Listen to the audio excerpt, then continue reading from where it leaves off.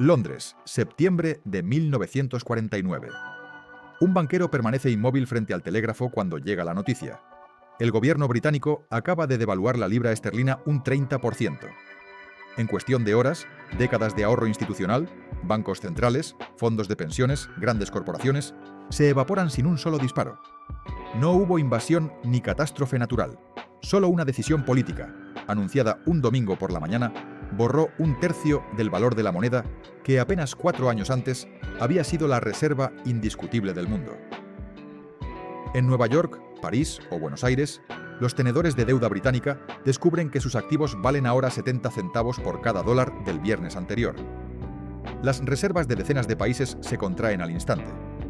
Lo que aquel banquero no sabía, mientras veía parpadear las cifras, es que no estaba presenciando un error aislado, sino el último acto de un guión antiguo, escrito en Lisboa, repetido en Ámsterdam y ejecutado una y otra vez cada vez que una potencia alcanza la cima absoluta del poder monetario global. Parte 1. El patrón. ¿Cómo mueren las monedas que dominaron el mundo? Una moneda de reserva no es simplemente una divisa fuerte.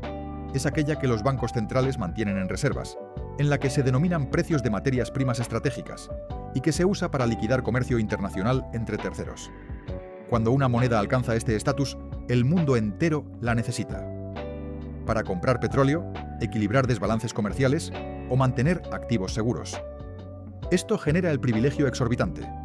La nación emisora puede imprimir su moneda y exportarla para adquirir bienes reales. Otras naciones deben producir para obtenerla.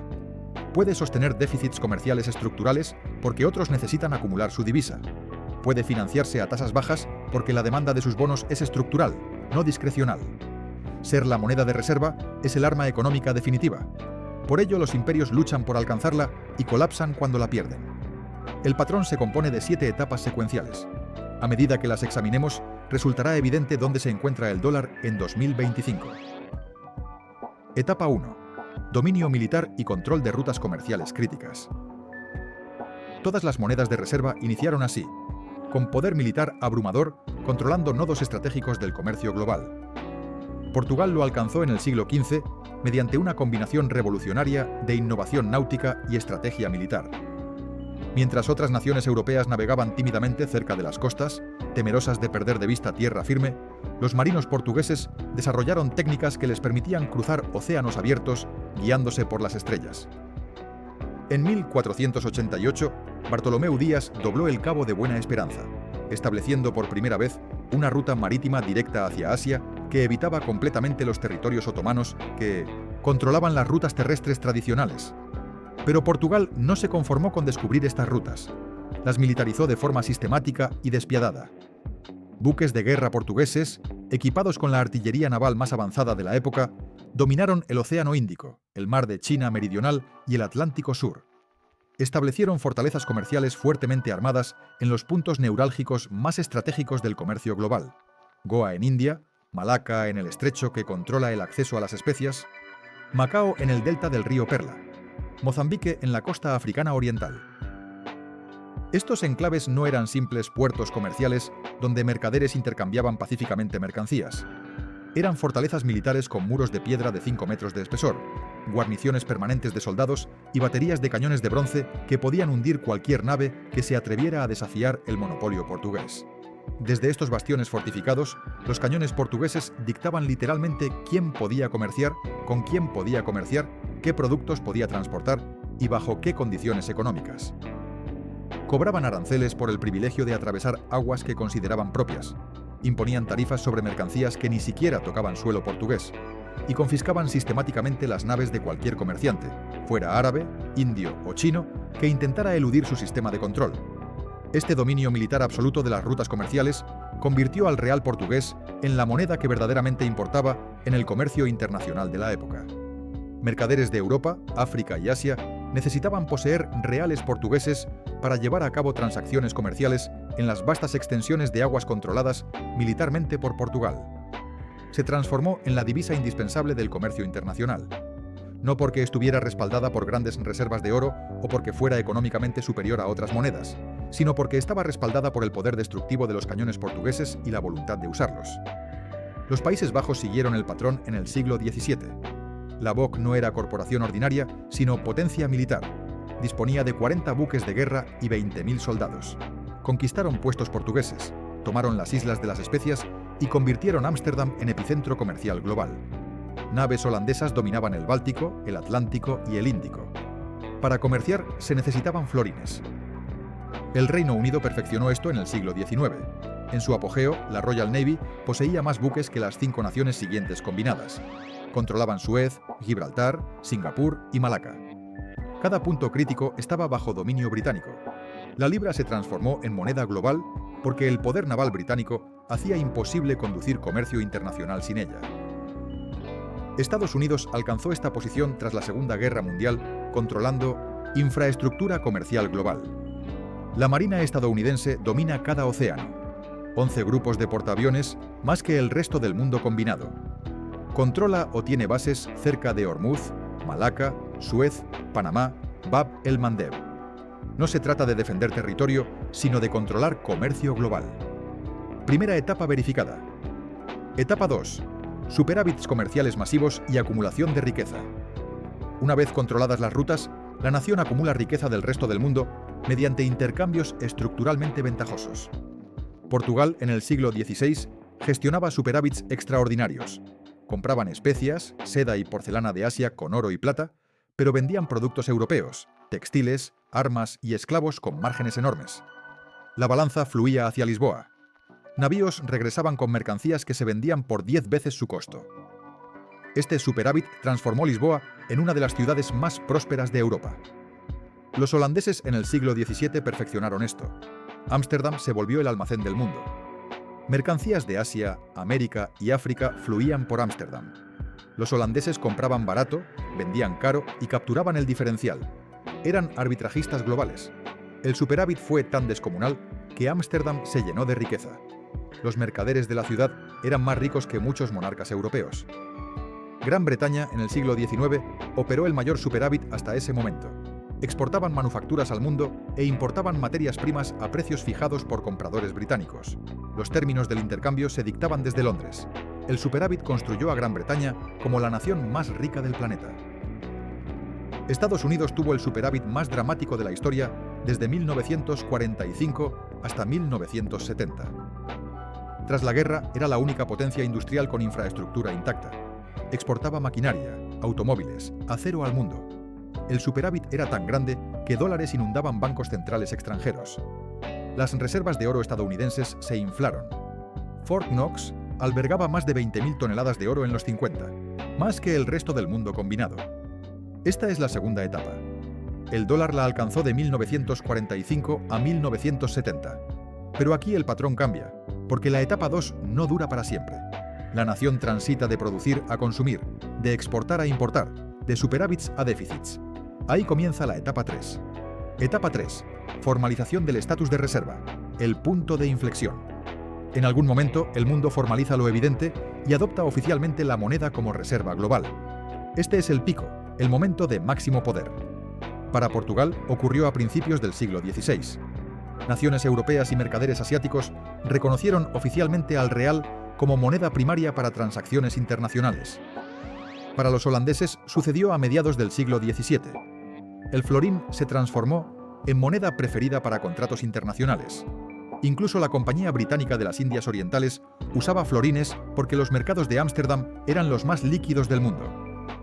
Para Gran Bretaña aconteció en el Congreso de Viena de 1815. La libra fue explícitamente reconocida como estándar global. El patrón oro que adoptaron las naciones era efectivamente un patrón libra porque Gran Bretaña controlaba las reglas. Para Estados Unidos, ocurrió en Bretton Woods en 1944. 44 naciones acordaron formalmente hacer del dólar la moneda de reserva mundial. Otras monedas se anclarían al dólar. El dólar se anclaría al oro a $35 por onza. Se crearon el FMI y el Banco Mundial. Fue la formalización más explícita del estatus de reserva en la historia. Pero existe algo que nadie explica claramente sobre la etapa 3, algo que convierte este momento de aparente triunfo en el inicio de una trampa mortal. Este es el pico absoluto. Es tan bueno como puede llegar a ser, porque formalizar el estatus de moneda de reserva planta inevitablemente las semillas de su propia destrucción futura. Una vez que te conviertes en la moneda de reserva del mundo, el mundo necesita tu moneda con más urgencia de la que necesita tus bienes y servicios reales. La demanda de tu divisa deja de estar vinculada a la demanda de tus productos manufacturados. Entonces, gradualmente, pero de forma inexorable, dejas de producir bienes tangibles que requieren esfuerzo, inversión en fábricas, formación de trabajadores cualificados, innovación tecnológica constante. En su lugar, comienzas a importar esos bienes producidos por otros, pagando con tu propia moneda que puedes crear con relativa facilidad. El superávit comercial, que fue la base de tu ascenso al poder, se invierte en un déficit comercial estructural. Y ese déficit se vuelve permanente, no temporal, porque la estructura misma del sistema monetario internacional lo requiere. Esto es lo que el economista belga Robert Triffin explicó con claridad meridiana en 1960 en lo que hoy conocemos como el dilema de Triffin. Para que el mundo tenga suficientes dólares en circulación, para usarlos como reservas en sus bancos centrales y para denominar el comercio internacional, que crece constantemente, Estados Unidos debe necesariamente generar déficits comerciales de forma sostenida. Estados Unidos debe enviar más dólares al exterior de los que recibe de vuelta. Pero sostener déficits comerciales interminables, año tras año, década tras década, socava inevitablemente el valor fundamental de la moneda. La oferta de dólares en el mundo crece más rápido que los bienes y servicios reales que esos dólares pueden comprar. No se puede ser simultáneamente la moneda de reserva del mundo, proporcionando la liquidez que el comercio global necesita, y mantener al mismo tiempo una balanza comercial sólida y equilibrada que preserve el valor de largo plazo de la moneda. Es una contradicción matemática imposible de resolver. Por lo tanto, cada moneda de reserva de la historia, una vez que alcanza la etapa 3 de formalización y reconocimiento global, inicia inevitablemente el deslizamiento gradual hacia la etapa 4 de déficits crecientes. Antes de saltar a 2025, necesito que hagas una cosa. Guárdate estas 3 ideas. 1. Una moneda de reserva es un arma, pero también una trampa. 2. El pico no es el final feliz, es el minuto exacto en que empieza el declive. 3. Desde la etapa 3 no hablamos de si cae, sino de cuándo y cómo. Porque en la parte 2 vamos a poner el dólar bajo el mismo microscopio. Y verás por qué etapa 5 no es una teoría. Es un diagnóstico con fechas, cifras y señales que ya están ocurriendo. Si quieres seguir el hilo, dale like ahora. Te prometo que lo que viene se pone incómodo. Y vamos a 2025. Parte 2. 2025. El dólar en la etapa 5. Bretton Woods, New Hampshire, julio de 1944. En el Hotel Mount Washington, 44 naciones firman el acuerdo que consagraría al dólar estadounidense como la moneda de reserva del sistema financiero global. Han transcurrido desde entonces 81 años exactos hasta este momento presente de 2025. 81 años. Portugal, como moneda de reserva dominante, reinó 80 años antes de que el sistema colapsara. Holanda, como potencia monetaria global, también 80 años. El promedio histórico del ciclo completo de ascenso y caída oscila consistentemente entre 80 y 110 años. No estamos hablando de profecía apocalíptica ni de predicciones esotéricas basadas en supersticiones. Estamos observando cronología histórica verificable, documentada en archivos, tratados comerciales, registros de bancos centrales y datos económicos reales. Recapitulemos. Etapa 1. Dominio de rutas. Marina estadounidense con presencia dominante en todos los océanos. Bases cerca de cada estrecho crítico. Verificado. Etapa 2. Superávits de 1945 a 1970. Estados Unidos exportaba más de lo que importaba. Acumulaba oro y capital. Verificado. Etapa 3. Formalización en 1944. Bretton Woods. Anclaje al oro. Creación de instituciones supranacionales. Máxima legitimidad. Verificado. Etapa 4. Gasto deficitario y vida por encima de medios, el punto de reversión. Aquí el patrón se vuelve irreversible. La nación deja de producir riqueza y comienza a consumirla. 1971 marca el cambio de régimen fundamental para el dólar estadounidense. El 15 de agosto de ese año, un domingo por la noche, el presidente Richard Nixon apareció en televisión nacional para anunciar una decisión que cambiaría permanentemente el sistema monetario global. Estados Unidos cerraría inmediata e indefinidamente la ventana del oro. Estados Unidos dejaba de convertir dólares a oro a la tasa fija de $35 por onza Troy, que había sido la piedra angular del sistema de Bretton Woods durante 27 años. ¿Por qué tomó Nixon esta decisión drástica? Porque otros países, especialmente Francia, bajo el liderazgo del presidente Charles de Gaulle, estaban canjeando sus reservas de dólares por oro físico del Tesoro estadounidense más rápido de lo que Estados Unidos podía sostener sin agotar completamente sus reservas. Francia exigía sistemáticamente oro a cambio de sus dólares acumulados. Alemania Occidental hacía lo mismo. Las reservas de oro físico almacenadas en las bóvedas de Fort Knox se estaban agotando a un ritmo alarmante. Si la tendencia continuaba, Estados Unidos se quedaría sin oro en cuestión de años, tal vez meses. Nixon cortó unilateralmente la convertibilidad sin consultar previamente con los aliados estadounidenses ni con las instituciones internacionales creadas en Bretton Woods. El dólar pasó en un solo fin de semana de ser una promesa legalmente respaldada por oro físico tangible a ser simplemente una promesa respaldada únicamente por la confianza en el gobierno de Estados Unidos y en la fortaleza de su economía. Y desde 1971, sin las restricciones que imponía el patrón oro, Estados Unidos ha operado ininterrumpidamente con déficits comerciales estructurales cada vez mayores. Para los 80, el déficit crecía. Para los 2000, operaba el mayor déficit de la historia, 800.000 millones anuales. Estados Unidos importa mucho más de lo que exporta. Bienes de consumo, electrónica, automóviles, todo del exterior. ¿Cómo se financia? Exportando dólares, imprimiendo moneda e intercambiándola por bienes reales. Funciona solo porque el dólar es moneda de reserva. Otras naciones necesitan dólares, entonces los aceptan. Pero esto es vivir por encima de medios, consumir más de lo que produces. Es el mismo patrón que precedió al colapso de cada moneda de reserva anterior. Portugal lo experimentó a mediados del siglo XVI. El superávit desapareció. Importaban todo.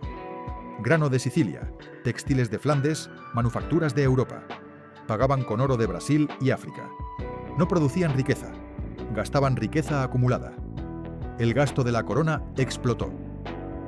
João III gastaba en palacios, iglesias, corte real. Gastos militares para mantener el imperio drenaban recursos. No notaron el problema porque el dinero seguía fluyendo. Mientras llegara oro brasileño, podían seguir gastando. Pero el oro no era infinito, y no construían nada productivo con él. Los holandeses en el siglo XVIII siguieron la trayectoria. Después de un siglo de superávits, se volvieron importadores netos. La riqueza de Ámsterdam hizo cómodos a sus ciudadanos. La inversión se desplazó del comercio hacia las finanzas.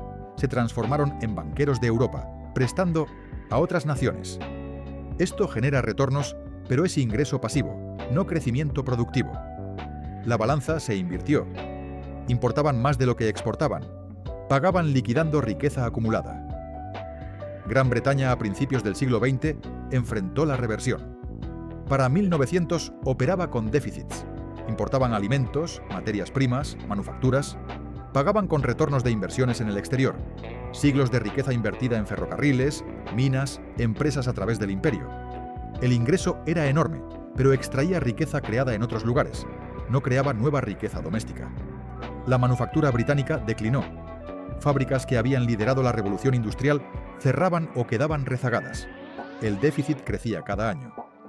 Estados Unidos entró en etapa 4 en 1971. Déficit estructural, consumo superando producción, financiado exportando dólares que el mundo todavía necesita. Verificado.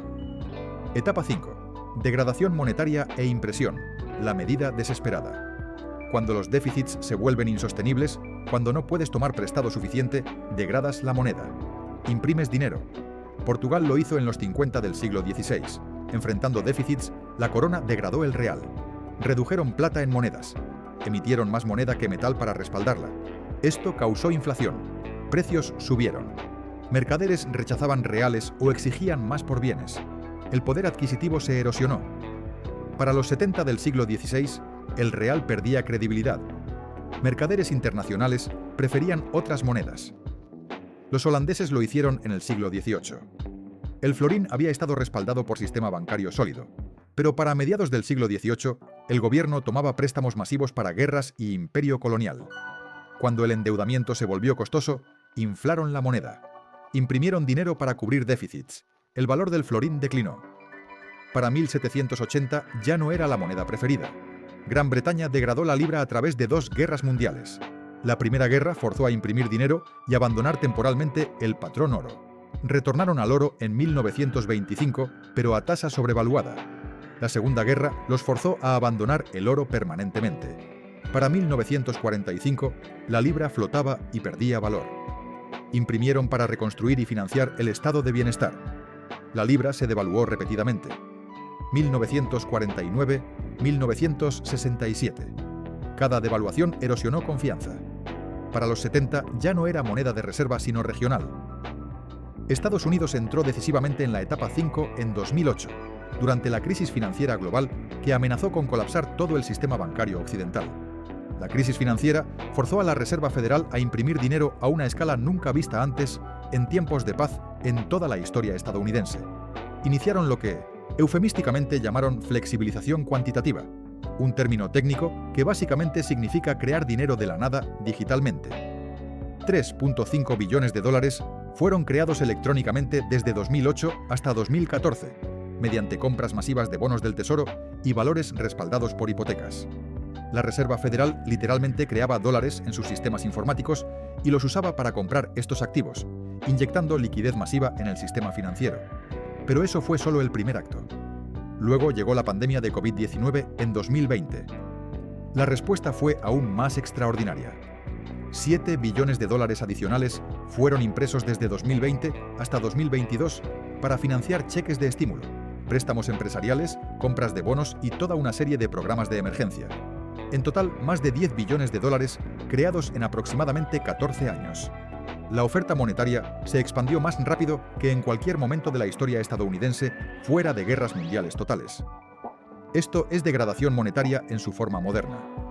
No se trata de reducir físicamente el contenido metálico en monedas como hacían los imperios antiguos, sino de expandir masivamente la oferta de moneda fiduciaria digital. Pero el efecto económico fundamental es exactamente el mismo que cuando los portugueses reducían la plata en sus reales.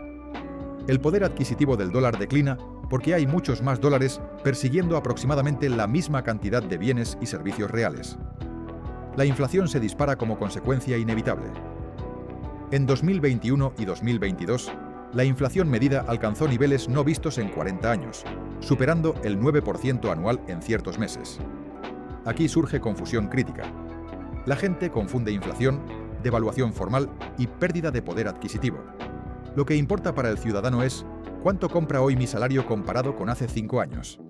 Desde 2020, el dólar ha perdido aproximadamente 25% de poder adquisitivo. Los ahorros, el salario, la cuenta de retiro, si están en dólares, compran 25% menos. La diferencia con monedas previas es escala. El dólar es global.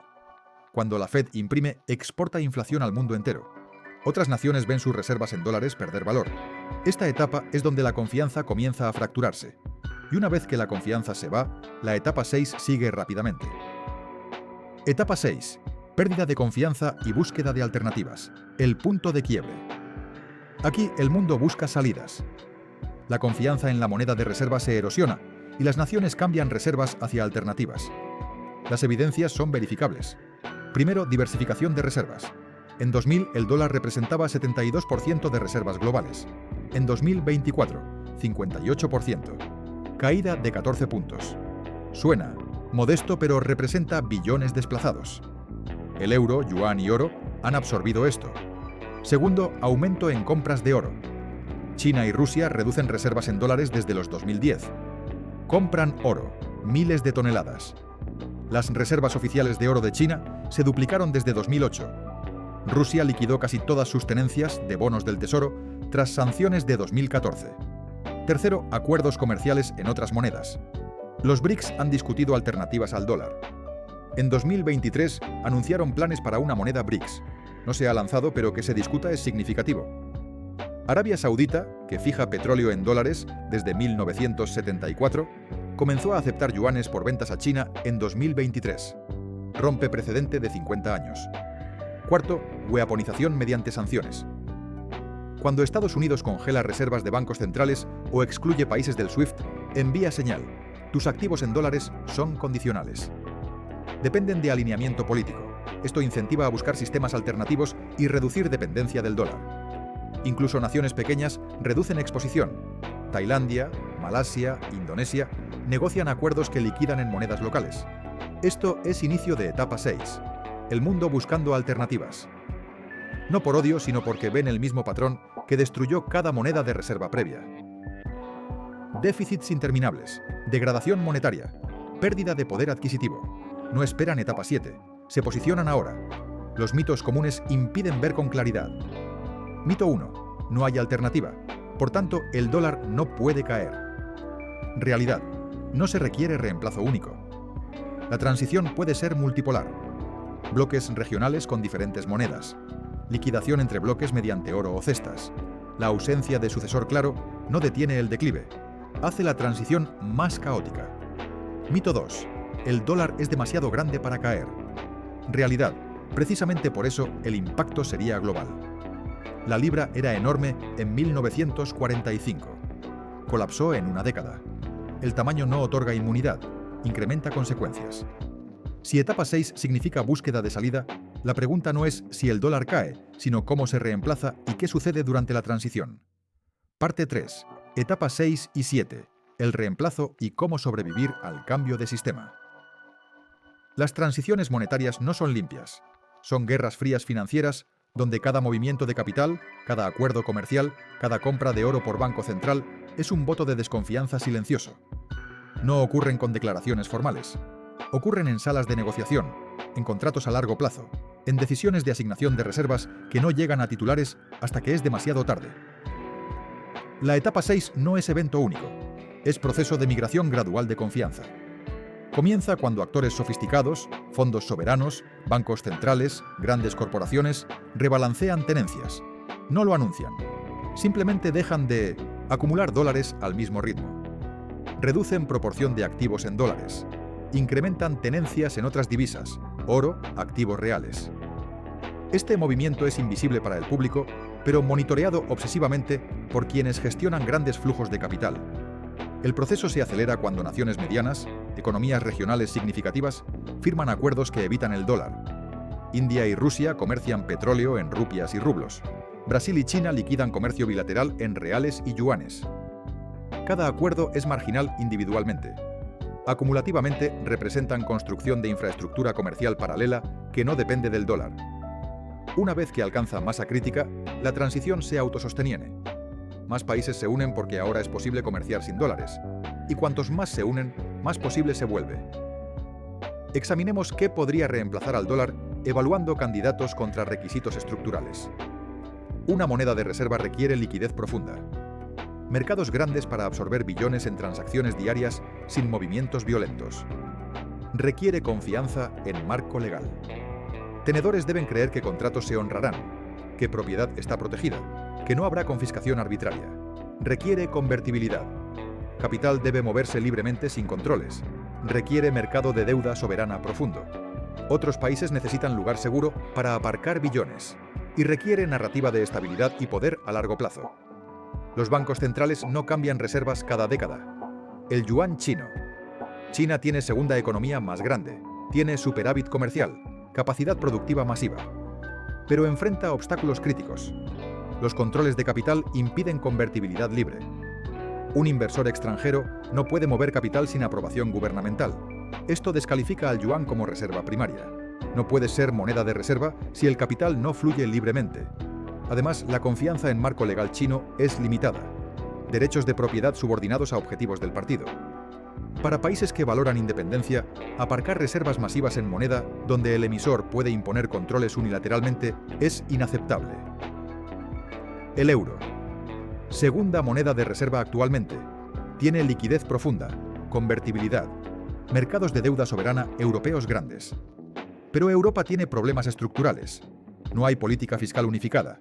Alemania y Grecia usan misma moneda, pero políticas fiscales radicalmente diferentes. Esto crea tensiones que estallan en crisis periódicas. Europa tiene población envejecida. Dependencia energética externa.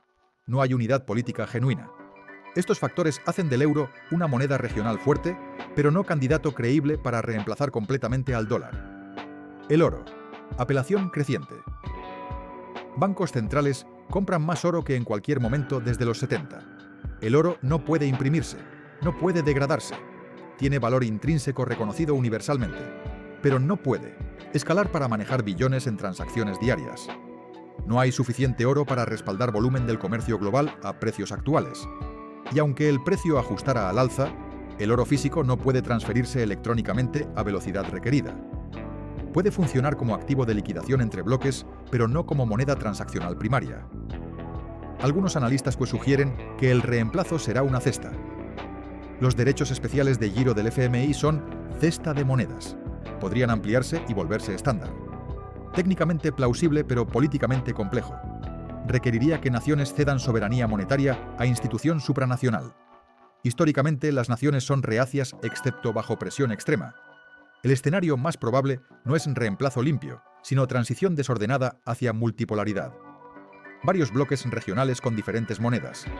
Dólar en Américas, euro en Europa, yuan en Asia, oro o cestas para liquidación entre bloques.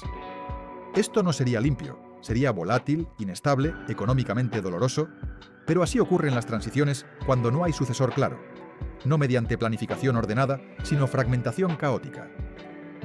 Visualicemos cómo se vería la transición. Primero, volatilidad extrema en tipos de cambio.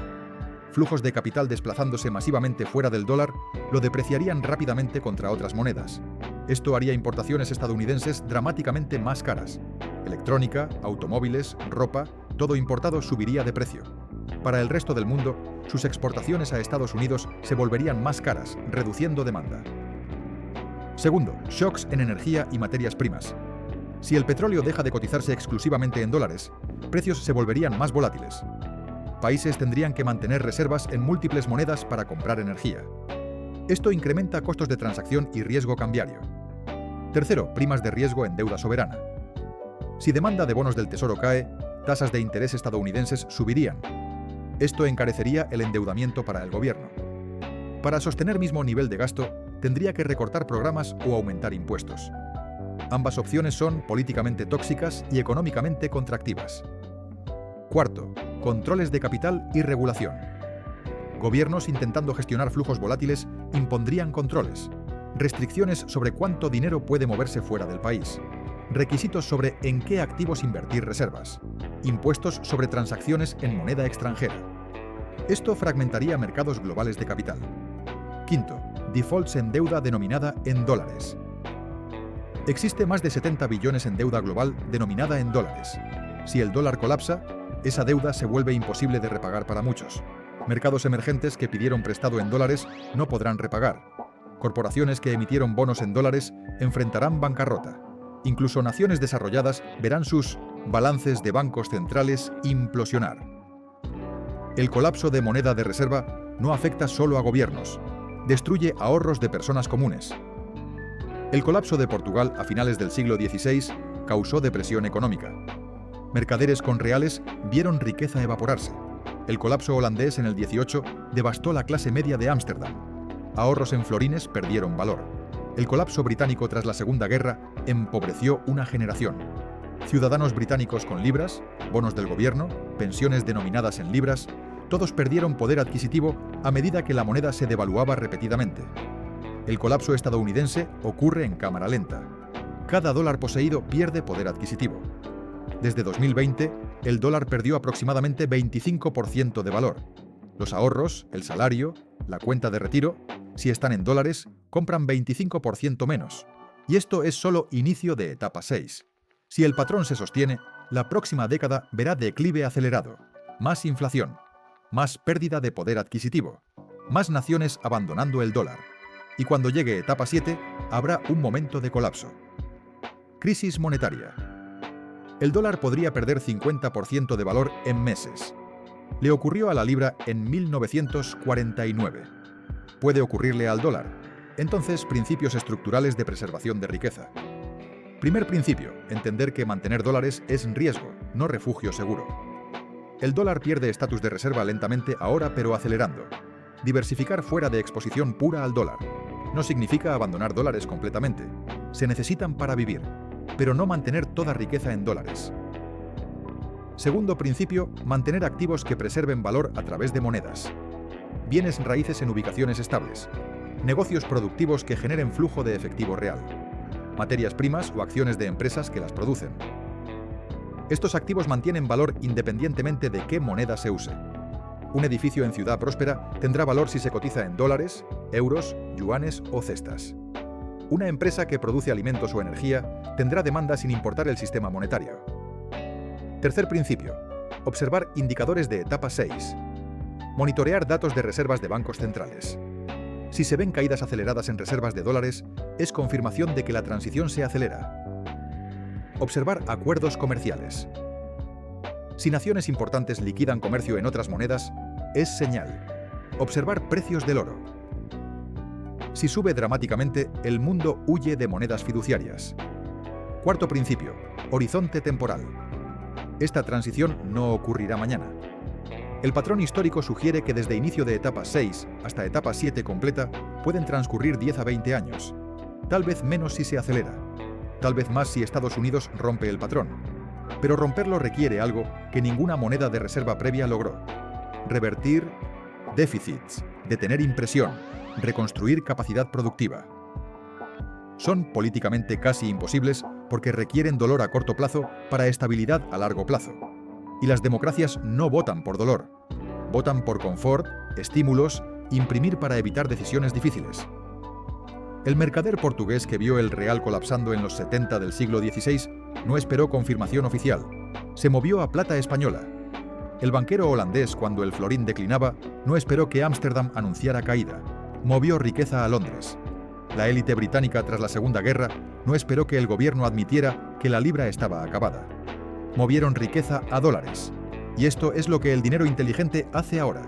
No de golpe, no en pánico, sino sistemáticamente, silenciosamente, durante años. El patrón de muerte de monedas de reserva no es teoría conspirativa. Es ciclo histórico documentado a través de 6 siglos, 7 etapas, 4 monedas y ahora una quinta. La única pregunta que importa es si eres lo suficientemente inteligente para ver lo que viene o lo suficientemente arrogante para creer que esta vez es diferente. Las transiciones no ocurren con invasión o catástrofe, ocurren con matemáticas. Lento primero, luego rápido, ignorado primero, luego innegable. Y para cuando todos lo ven, la transición está completa. Los primeros en moverse preservan riqueza. Los últimos la pagan. El patrón es claro. La cronología evidente. El dólar está en etapa 5, avanzando hacia la 6. Y la historia dice que las etapas 6 y 7 siguen. No como posibilidades, sino como probabilidades que rozan certeza. Así mueren las monedas de reserva. No con bombas, con déficits, con impresión. Con erosión gradual de confianza, hasta que un día el sistema del comercio global simplemente usa otra moneda. Y quienes no se prepararon descubren que su riqueza estaba denominada en una promesa que el mundo dejó de creer. Si esto cambió cómo ves el dólar, la economía global y lo que viene, entonces comienzas a ver el patrón. 4 veces se desarrolló. 80 a 110 años, 7 etapas, y se desarrolla de nuevo ahora mismo.